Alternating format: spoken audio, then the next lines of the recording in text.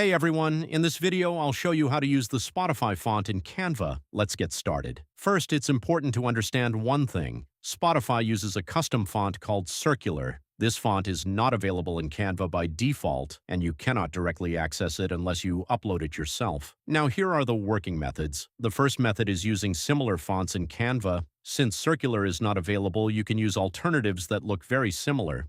Some of the best options inside Canva are Montserrat, Poppins, and Nunito. These fonts have a clean, modern, rounded style that closely matches Spotify's design. To use them, simply open Canva, add a text box, and search for these font names in the font menu. The second method is uploading the actual font. If you have access to the circular font files, you can upload them to Canva. This feature is only available in Canva Pro.